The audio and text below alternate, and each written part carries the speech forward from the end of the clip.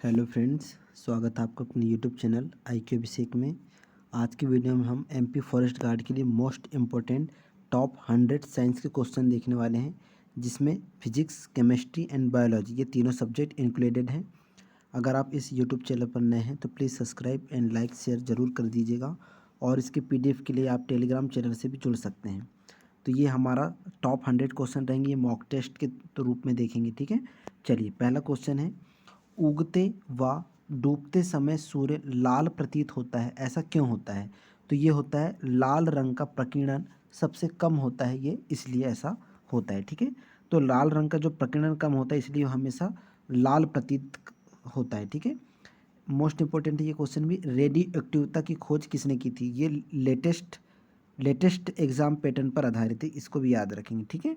तो radio activity की खोज किसने की थी? तो ये हेनरी बेकरल ने की थी, ये भी याद रखेंगे, ठीक है, हेनरी बेकरल ने। अगला क्वेश्चन देखते हैं, इंपॉर्टेंट क्वेश्चन है ये भी। दो समतल दर्पण एक दूसरे से 60 डिग्री के कोण पर झुके हैं, इनके बीच रखी एक गेंद के बने प्रतिबिंबों की संख्या कितनी होगी? ये कितनी होगी? 5 होगी। एक चीज़ और याद रखेंगे कि जब कोई समतल पर जो आपतन कोण होता है और जो ये परावर्तन कोण होगा, तो होगा क्या? देखो, ये जो कोण बन रहा है और ये जो कोण बन रहा है, ये हमेशा कैसे होंगे? बराबर होंगे। तो क्वेश्चन पूछता है कि अगर आपतन कोण 60 डिग्री है तो उसका परावर्तन कितने डिग्री होगा? तो ये भी कितना होगा? 60 डिग्री होगा। यानी कि याद रखेंगे कि आपतन कोण, परावर्तन कोण दोनों कैसे होते हैं? बराबर होते हैं, ठीक है। इंपॉर्टेंट है ये भी। नेक्स्ट क्वेश्चन है, पानी के अंदर हवा का बुलबुला किस तरह से बर्ताव करता है? तो वो किस प्रकार का होता है? जो हवा का जो बुलबुला होता है पानी के अंदर, वो एक अवतल लेंस की भांति कार्य करता है, ठीक है। जो बुलबुला बन रहा होता है वो अवतल लेंस के प्रकार का होता है, ठीक है। चलिए, अगला क्वेश्चन देखते हैं, इकाइयों की समस्त व्यवस्थाओं में किस इकाई की मात्रा समान होती है? तो ये होती है विशिष्ट गुरुत्व की, ठीक है। अगला क्वेश्चन है, चंद्रमा पर एक बम विस्फोट होता है तो इसकी आवाज़ पृथ्वी पर क्या होगा? तो ये कहने का मतलब पूछ रहा है कि अगर चंद्रमा पर अगर हम किसी चीज़ को विस्फोट करते हैं या बम विस्फोट करते हैं तो क्या होगा? तो उसकी ध्वनि जो होगी हमें सुनाई नहीं देगी। इसका रीज़न क्या है? क्योंकि वहाँ पर हवा नहीं है, ठीक है, वो निर्वात है, इसलिए वहाँ पर क्या होगा? ग्रेविटी भी नहीं है, इस वजह से वहाँ पे होगा क्या? विस्फोट होने पर हमको आवाज़ सुनाई नहीं देगी, ठीक है। अगला है, चंद्रमा पर वायुमंडल ना होने का कारण बताना है। तो इसका राइट आंसर है पलायन वेग, ठीक है। चंद्रमा पर वायुमंडल ना होने का कारण होता है पलायन वेग। यदि किसी सरल लोलक की लंबाई 4% बढ़ा दी जाए तो उसका आवर्तकाल कैसा होगा? 2% क्या हो जाएगा? इंक्रीज, यानी कि बढ़ जाएगा, ठीक है, याद रखेंगे, इंपॉर्टेंट है। एक लड़की झूला झूल रही है, उसके पास एक अन्य लड़की आकर बैठ जाती है, तो झूले का आवर्तकाल कैसा होगा? तो अपरिवर्तित रहेगा, ठीक है। इंपॉर्टेंट है, इसमें बच्चे कंफ्यूज होते हैं तो इसको याद रखेंगे। अगर अन्य कोई लड़की आकर अचानक झूले पे बैठ जाती है तो उसका आवर्तकाल क्या होगा? अपरिवर्तित ही रहेगा, ठीक है। नेक्स्ट क्वेश्चन है, हम रेडियो की घुंडी घुमाकर विभिन्न स्टेशनों के प्रोग्राम सुनते हैं, ये किस प्रकार से संभव होता है? आपने देखे होंगे रेडियो में एक बटन होती है ना, तो होता क्या है, इन सभी में एक नंबर्स लिखे रहते हैं, ठीक है। जैसे 19 मेगाहर्ट्ज़ या 17 मेगाहर्ट्ज़, इस टाइप के जो लिखे रहते हैं, तो क्या होता है, इस बटन को हम घुमा कर क्या करते हैं? उस चैनल को मिलाते हैं, ठीक है। जैसे 90 हर्ट्ज़ में कुछ और प्रोग्राम चलेंगे, 70 में कुछ और प्रोग्राम चलेंगे, तो ये किसके कारण होता है? ये अनुनाद के कारण संभव हो पाता है, ठीक है। अगला है, वेंचुरीमीटर से क्या ज्ञात करते हैं? तो ये वेंचुरीमीटर इंपॉर्टेंट है, मापन से बहुत सारे क्वेश्चन देखने मिलते हैं, क्योंकि तो ये होता है जल के प्रवाह की दर को मापने का काम करता है। तो वेंचुरीमीटर से क्या करते हैं? जल के प्रवाह को, यानी जल की जो गति रहती है उसको मापने का कार्य करता है, ठीक है। अगला है, चौराहों पर पानी के फुहारे गेंद नाचती रहती है, उसका कारण क्या होता है? आपने देखे होंगे एक फुहारा होता है, ठीक है, ऊपर उठता हुआ, अगर उसमें ऊपर गेंद है तो क्या होगा? इस फुहारे की वजह से गेंद क्या होती है? नीचे नहीं आती है। किस कारण से होता है? तो पानी का वेग अधिक होने से दाब क्या होता है? घट जाता है। तो पानी का वेग अधिक होगा तो दाब होगा ही नहीं, तो ये गेंद क्या होगा? नीचे आएगी ही नहीं, ठीक है। चलिए, अगला क्वेश्चन है, झरने में जब जल ऊंचाई से गिरता है तो उसका ताप क्या होता है? बढ़ जाता है। इसको याद रखेंगे। एक क्वेश्चन इससे ऐसा भी बनता है कि अगर झरने से कोई जल ऊंचाई से नीचे गिर रहा है तो उसमें कौन सी ऊर्जा होगी? तो सभी याद रखेंगे, उसमें कौन सी ऊर्जा होगी? गतिज ऊर्जा होगी, ठीक है। इसको याद रखें, गतिज ऊर्जा यानी कि 1/2 mv², इसका ये फार्मूला होता है, इंपॉर्टेंट है। तो गतिज ऊर्जा का फार्मूला होता है 1/2 mv²। और जो भी गतिशील वस्तु होती है उसमें गतिज ऊर्जा होगी। जैसे तीर को हमने छोड़ दिए तो वो जब तीर चल रहा है तो उसमें कौन सी ऊर्जा होगी, गतिज ऊर्जा होगी। वैसे ही एक क्या होता है, स्थितिज ऊर्जा भी होती है, तो उसको भी देख लेते हैं स्थितिज ऊर्जा को। ठीक है, स्थितिज ऊर्जा का सूत्र होता है mgh, यानी कि मास, ग्रेविटी और हाइट। ठीक है, तो इसको स्थितिज ऊर्जा कहते हैं। ठीक है, स्थितिज ऊर्जा। अब इसके उदाहरण क्या क्या हो सकते हैं। स्थितिज ऊर्जा मतलब जो स्थिर हो, तो जैसे हमने तीर कमान को छोड़ने के लिए ऐसे पीछे खींचते हैं ना तीर को, तो वो जब खिंचा रहता है तो उसमें कौन सी ऊर्जा होगी, स्थितिज ऊर्जा, क्योंकि वो स्थिर है। और जैसे कोई सोफ़ा सेट है, मान लो यहाँ पे कोई व्यक्ति बैठा, तो यहाँ पे एक दाब पड़ेगा तो ये जो सोफ़ा होगा वो नीचे थोड़ा सा दब जाएगा, तो उसमें भी कौन सी ऊर्जा होगी, स्थितिज ऊर्जा होगी। एक उदाहरण और बहुत पॉपुलर, जैसे डैम है, डैम में पानी भरा रहता है, वो पैक है, चारों तरफ से पैक है और पानी यहाँ पे भरा हुआ है, तो इसमें भी कौन सी ऊर्जा होगी, स्थितिज ऊर्जा होगी। तो गतिज ऊर्जा और स्थितिज ऊर्जा, इन दोनों के उदाहरण आप लोग याद रखेंगे, इंपॉर्टेंट है, इनसे क्वेश्चन पूछे भी जाते हैं। ठीक है, केल्विन तापमापी में बर्फ़ का गलनांक कितना होता है, तो ये होता है 0 डिग्री केल्विन होता है, इंपॉर्टेंट है। ठीक है, याद रखेंगे। बॉटनी शब्द की उत्पत्ति किस भाषा के शब्द से हुई है, तो ये ग्रीक शब्द के हुई है, ग्रीक शब्द से। ठीक है, क्यूरी किसकी इकाई का नाम है, तो ये रेडियो एक्टिव धर्मिता की इकाई का नाम है क्यूरी। ठीक है, मैडम हेनरी बेकोरेल ने इसकी खोज करी थी। ठीक है, किस रंग की तरंग दैर्घ्य सबसे कम होती है, मोस्ट इंपॉर्टेंट है और ये बहुत बार पूछा भी जा चुका है, तो ये होती है बैंगनी। ठीक है, याद रखेंगे, बैंगनी कलर की। कमरे में रखे रेफ्रिजरेटर का दरवाज़ा खोल दिया जाए तो उस कमरे का ताप कैसा होगा, तो ये कमरे का ताप कैसा होगा, बढ़ जाएगा। ठीक है, इंपॉर्टेंट है, ये काफ़ी कंफ्यूज करता है, तो याद रखेंगे।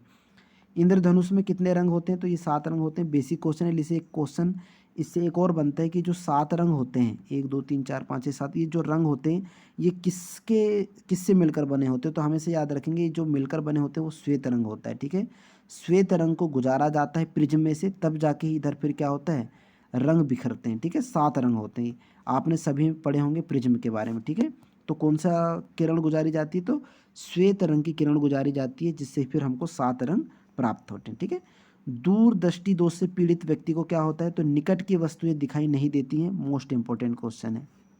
अगला देखते हैं, किताब के ऊपर रखे किसी लेंस को ऊपर उठाने पर यदि मुद्रित अक्षरों का आकार बढ़ता हुआ दिखाई देता तो वो कौन सा लेंस होगा, तो ये उत्तल लेंस होगा। ठीक है, इंपॉर्टेंट है। यदि किसी लेंस से अक्षरों का आकार छोटा दिखता है तो ये उसका अपोजिट हो गया, तो ये क्या होगा, अवतल लेंस होगा। तारे टिमटिमाते हैं, बहुत इंपॉर्टेंट है और ये बहुत बार ये क्वेश्चन रिपीट भी हो चुका है, तो ये अपवर्तन के कारण टिमटिमाते हैं। ठीक है, अगला है, निम्नलिखित में से कौन एक आवेश रहित कण है, तो ये कौन सा होता है, आवेश रहित, न्यूट्रॉन होता है। ठीक है, अगला देखते हैं, पौधों की आंतरिक संरचना का अध्ययन क्या कहलाता है, तो ये कहलाता है शारीरिकी। ठीक है, इंपॉर्टेंट है, याद रखेंगे। किसी पिंड के उस गुणधर्म को क्या कहते हैं जिससे वह सीधी रेखा में विराम या एक समान गति की स्थिति में किसी भी परिवर्तन का विरोध करता है, तो ये क्या होता है, जड़त्व कहलाता है। ठीक है, न्यूटन के लॉ से रिलेटेड है, जो फर्स्ट लॉ जिसका कहता है वो क्या है, जड़त्व का। ठीक है, लेज़र निम्न सिद्धांत पर कार्य करती है, तो लेज़र जो होता है वो विकिरण का उद्दीप्ति उत्सर्जन के सिद्धांत पर कार्य करती है। ठीक है, नेक्स्ट क्वेश्चन है, दलदल में फंसे व्यक्ति को लेट जाने की सलाह दी जाती है, ऐसा क्यों, तो क्षेत्रफल अधिक होने से दाब कम हो जाता है। ये बहुत इंपॉर्टेंट है, ये क्वेश्चन याद रखेंगे। क्या होगा, अगर व्यक्ति अगर सीधा होगा दलदल में तो क्या होगा, क्षेत्रफल क्या होगा, कम हो जाएगा, है ना, सीधा खड़ा है ना, तो क्षेत्रफल सिर्फ इतनी जगह का हो रहा है। लेकिन अगर व्यक्ति लेट जाएगा तो ऑटोमेटिक इसका देखो क्षेत्रफल क्या होगा, यानी इसका जो एरिया होगा वो बढ़ जाएगा, और जैसे ही क्षेत्रफल बढ़ेगा तो दाब कैसा हो जाएगा, कम हो जाएगा। ठीक है, याद रखेंगे, इंपॉर्टेंट है। अगला है, बर्फ के टुकड़ों को आपस में दबाने पर टुकड़े आपस में चिपक जाते हैं, तो ये किस कारण से होता है, ये बताना है। तो होता क्या है, दाब अधिक होने से क्या होता है, बर्फ का गलनांक घट जाता है। ठीक है, जैसे ये 2 बर्फ है, जैसे इनको चिपकाएंगे तो क्या होगा, यहाँ से हल्का सा पिघलने लगेंगे, तो दाब क्या हो रहा है, जब हम इसको फोर्स लगाएंगे इधर दोनों पे तो ये चिपकने लगेंगे, तो दाब क्या हो रहा है, इसमें अधिक लग रहा है, क्योंकि हम इसको फोर्स लगाकर चिपका रहे हैं, तो दाब अधिक होगा, तो यहाँ पे जो गलनांक होगा इनका कैसा होगा, घटने लगेगा, यहाँ से ये क्या होगा, पिघलने लगेगा। ठीक है, तो याद रखेंगे, दाब अधिक होने पे बर्फ का गलनांक घट जाता है। ठीक है, एक क्वेश्चन ये भी पूछता है कि जैसे एक बॉटल है, ठीक है, अब ये जो बॉटल होती है और इसमें हमने पानी भरे हैं और इसको फ्रिज में रख दिए, तो कभी कभी क्या होता है जब बर्फ़ जम जाती है तो ये बॉटल क्या होती है, फूट जाती है या टूट जाती है। तो ये किस वजह से होता है, तो होता क्या है, इसमें बर्फ़ जमने के बाद इसका आयतन क्या होता है, बढ़ जाता है। इसको याद रखेंगे, आयतन के बढ़ जाने के कारण ऐसा होता है। ठीक है, चलिए नेक्स्ट क्वेश्चन देखते हैं। प्रकाश वर्ष होता है तो ये एक वर्ष में प्रकाश द्वारा तय की जाने वाली क्या होती है, दूरी होती है, जिसको हम प्रकाश वर्ष कहते हैं। ठीक है, अगला है, समुद्र की गहराई नापने के लिए कौन सा उपकरण प्रयोग किया जाता है, मोस्ट इंपॉर्टेंट है ये, फेदोमीटर का इस्तेमाल किया जाता है। अगला है, कंप्यूटर की आईसी चिप्स किस पदार्थ की बनी होती है, तो ये बनी होती है सिलिकॉन की। कभी कभी आईसी का फुल फॉर्म पूछ लेता तो याद रखेंगे इंटीग्रेटेड सर्किट। ठीक है, इंटीग्रेटेड सर्किट। और ये जो सिलिकॉन होता है वो क्या होता है, एक अर्धचालक होता है, याद रखेंगे, इंपॉर्टेंट है। अगला है, वह काल्पनिक रेखा जो फोकस एवं पोल से गुजरते हुए गोलाकार दर्पण पर पड़ती तो उसे हम क्या कहते हैं, उसे हम कहते हैं मुख्य अक्ष कहते हैं। ठीक है, जो एक काल्पनिक रेखा होती, काल्पनिक रेखा मतलब डॉट डॉट जो आपने पढ़े होंगे उत्तल लेंस अवतल लेंस सूक्ष्मदर्शी में, है ना। तो ये जो होता है तो क्या होता है, फोकस में और जो पोल होता है उसमें सीधी रेखा से गुजरते हुए पड़ती, तो वो क्या होता है, मुख्य अक्ष कहलाता है। ठीक है, इंपॉर्टेंट है, लेटेस्ट पैटर्न पर आधारित है, क्योंकि दर्पण और लेंस से बहुत सारे क्वेश्चन देखने मिलते हैं एग्जाम में। ठीक है, चलिए अगला है, अगर किसी वस्तु का फोकस अवतल दर्पण पर पड़ता है तो उसकी छाया कैसी बनेगी, तो उसकी छाया अनंत पर बनेगी। ठीक है, इंपॉर्टेंट है, याद रखेंगे, अनंत पर बनेगी। सिर्फ इतना याद रखें कि फोकस जो होता है उसमें अवतल दर्पण पर अगर कोई छाया बन रही है फोकस पर अवतल दर्पण पे तो वो अनंत पर बनेगी। ठीक है, इंपॉर्टेंट है। वह धातु जो अम्ल एवं क्षार के साथ क्रिया करके हाइड्रोजन निकालती वो होता है जिंक। ठीक है, याद रखेंगे, जिसको हम Zn से भी रिप्रेजेंट करते हैं। ठीक है, अगला क्वेश्चन देखते हैं। वायु में ध्वनि की चाल 332 मीटर पर सेकंड होती है, यदि दाब बढ़ाकर 2 गुना कर दिया जाए तो ध्वनि की चाल कैसी होगी, तो ये जो 2 गुना है ये सिर्फ कंफ्यूज करने के लिए दिया है, क्योंकि चाल हमेशा बराबर ही होती है। ठीक है, अगर 332 मीटर पर सेकंड है तो उसको दुगना करे तिगना करे वो होगी कितनी, 332 मीटर पर सेकंड ही होगी। स्टैटिक पार्ट है, इसको याद रखेंगे अच्छे से। ठीक है, चलिए अगला देखते हैं हम।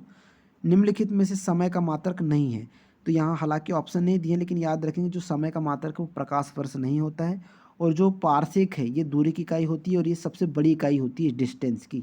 ठीक है, पारसेक याद रखेंगे, इंपॉर्टेंट है। निम्नलिखित में से कौन धातु होते हुए भी विद्युत का कुचालक है, ये धातु है। ठीक है, आमतौर पर जो धातु होती है वो विद्युत की सुचालक होती है क्योंकि धातु होती है, लेकिन एकमात्र ऐसी धातु जो सीसा है जो विद्युत की क्या होती है, कुचालक।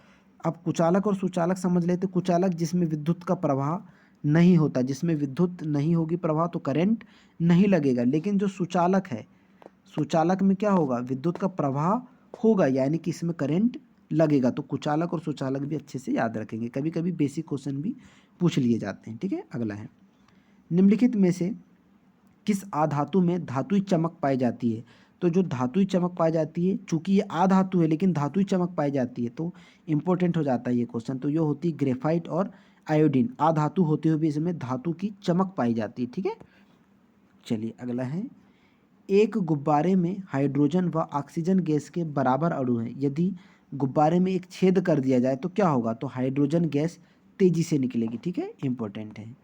नेक्स्ट क्वेश्चन है, जल एक यौगिक है क्योंकि इसमें रासायनिक बंधों से जुड़े हुए दो भिन्न तत्व होते हैं, इसलिए ये क्या होता है, यौगिक होता है। तो कोई भी ऐसे यौगिक जिसमें रासायनिक बंध जुड़े होते हैं, दो भिन्न तत्व होते हैं या दो से अधिक होते हैं, वो क्या कहलाते हैं, यौगिक कहलाते हैं। तो याद रखेंगे जल एक क्या है, यौगिक है। बहुत इंपॉर्टेंट क्वेश्चन है ये भी। ठीक है, वह विज्ञान जिसका संबंध जीवधारियों के अध्ययन से होता है, तो सभी को पता होगा उसको क्या कहते हैं, हम जीव विज्ञान कहते हैं। ठीक है, अगला क्वेश्चन है, फाइकोलॉजी में किसका अध्ययन किया जाता है, मोस्ट इंपॉर्टेंट क्वेश्चन है। तो फाइकोलॉजी में शैवाल का अध्ययन किया जाता है। जूल निम्नलिखित में से किसकी इकाई होती है, तो ये किसकी होती है, ऊर्जा की होती है। ठीक है, जूल को जे से रिप्रेजेंट करते हैं, ये भी याद रखेंगे। ठीक है, मानकों की अंतर्राष्ट्रीय पद्धति कब लागू की गई थी, तो ये 1971 ईस्वी में की गई थी।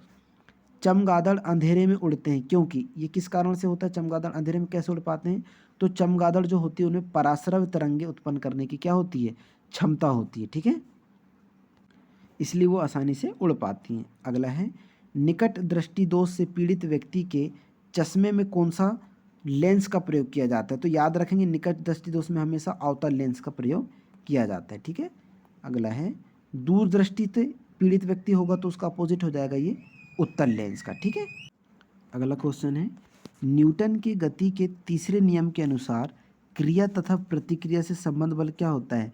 तो हमेशा भिन्न भिन्न वस्तु पर ही लगे होने चाहिए। ठीक है, तो ये क्या होता है, नियम के अनुसार क्रिया तथा प्रतिक्रिया से संबंध बल होता है।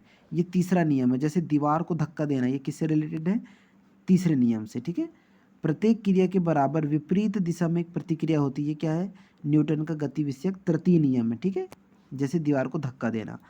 माइकोलॉजी में किसका अध्ययन किया जाता है? तो इसमें कवक का अध्ययन किया जाता है। ठीक है, कवक मतलब फंगी का। मोनाजाइट किसका अयस्क है? मोस्ट इंपॉर्टेंट है, तो ये थोरियम का है। ठीक है, नेक्स्ट क्वेश्चन है, बॉक्साइट निम्नलिखित में से किसका प्रमुख अयस्क है? तो ये एल्यूमिनियम का प्रमुख अयस्क है। कार्नेलाइट किसका खनिज होता है? तो ये मैग्नीशियम का होता है। अगला है, गन मेटल किसका अयस्क है? तो तांबा, टिन और जिंक। मोस्ट इंपॉर्टेंट है, पूछा जाने वाला ये क्वेश्चन, इंपॉर्टेंट है और एक्सपेक्टेड भी है। तो गन मेटल होता है तांबा, टिन और जिंक का होता है। अगला है, लहसुन की अभिलाक्षणिक गंध का कारण, यानी कि लहसुन से जो गंध आती है वो किस कारण से आती है? तो उसमें क्या होता है, सल्फर की यौगिक की वजह से लहसुन से गंध आती है। ठीक है, जल में आसानी से घुलनशील होते हैं, तो ये होता है नाइट्रोजन। लॉफिंग गैस किसको कहते हैं? N2, हंसाने वाली गैस नाइट्रस ऑक्साइड, याद रखेंगे। भारी जल एक प्रकार का क्या होता है? तो भारी जल का सूत्र याद रखेंगे, होता है ये D2O। ठीक है, इंपॉर्टेंट है, पूछ लेता है। तो भारी जल एक प्रकार का क्या होता है? मंदक होता है। ठीक है, ये ईंधन के रूप में कार्य करता है। ठीक है, सामान्य ट्यूबलाइट में कौन सी गैस होती है? तो आर्गन के साथ मरकरी वेपर का इस्तेमाल किया जाता है। अगला है, वैज्ञानिक एडवर्ड जेनर निम्नलिखित में से किस रोग के से संबंधित थे? तो ये चेचक से थे। एडवर्ड जेनर ने क्या किया था? एडवर्ड जेनर ने चेचक के टीके की खोज की थी। ठीक है, इंपॉर्टेंट हो जाता है ये क्वेश्चन। नेक्स्ट है, मानव में गुर्दे का रोग किसके प्रदूषण से होता है? तो ये होता है कैडमियम से। ठीक है, इंपॉर्टेंट है ये भी। अगला है, बीसीजी का टीका निम्न में से किस बीमारी से बचाव के लिए लगाया जाता है? तो ये क्षय रोग से बचाने के लिए बीसीजी का टीका लगाया जाता है। ठीक है, अगला है, प्रकाश संश्लेषण के दौरान पैदा होने वाली ऑक्सीजन का स्रोत क्या है? तो वो होता है जल। इंपॉर्टेंट है, प्रकाश संश्लेषण से लगभग सभी एग्जाम में क्वेश्चन बनते हैं, तो उसको याद रखेंगे। ठीक है, पौधे का कौन सा भाग श्वसन क्रिया करता है? तो वो होता है पत्ती। ठीक है, क्लोरोफिल भी होता है जिसमें, याद रखेंगे। नेक्स्ट है, परख नली शिशु के संबंध में कौन सा कथन सत्य है? ये बताना है। तो होता क्या है, शिशु का परिवर्धन परख नली के क्या होता है? अंदर ही होता है। ठीक है, यानी कि उसका जो बढ़ना होता है वो परख नली के अंदर ही होता है। मानव शरीर में पसलियों के कितने जोड़े होते हैं? तो इसमें 12 जोड़े होते हैं, याद रखेंगे। किस द्रव के एकत्रित होने पर मांसपेशियां थकान का अनुभव करने लगती है? तो होता है लैक्टिक एसिड। ठीक है, अगला क्वेश्चन है, स्तनधारियों में लाल रुधिर कणिकाओं का निर्माण कहाँ होता है? तो सभी को पता होगा, अस्थि मज्जा में। ठीक है, आरबीसीज में होता है निर्माण। वॉशिंग मशीन का कार्य किस सिद्धांत पर आधारित होता है? तो अपकेंद्रण, यानी कि वॉशिंग मशीन जो होती है वो अपकेंद्रण पर कार्य करती है, गोल गोल घूमते हुए। ठीक है, अपकेंद्रण पर। न्यून तापमानों यानी कि क्रायोजेनिक्स का अनुप्रयोग किस में होता है? तो अंतरिक्ष यात्रा में, चुंबकीय प्रत्यावर्तन और दूरमिति में इसका यूज़ किया जाता है। अगला है, निर्वात में प्रकाश की चाल कैसी होती है? तो ये 108 नहीं है, ये रॉन्ग है। 3 गुणा 10⁸ मीटर पर सेकेंड। ठीक है, याद रखेंगे। 3 गुणा 10⁸ मीटर पर सेकेंड निर्वात में प्रकाश की चाल होती है। सदिश राशि होती है वेग। ठीक है, अगला देखते हैं, एक परिशुद्ध घड़ी 3 बजे का समय दर्शा रही है। घंटे की सुई 135 डिग्री घूमने के बाद क्या समय होगा? तो कितना होगा? 7:30 होगा। ठीक है, न्यूमेरिकल वाले भी हम एक टॉपिक लाएंगे जिसमें सारे न्यूमेरिकल भी डिस्कस करेंगे।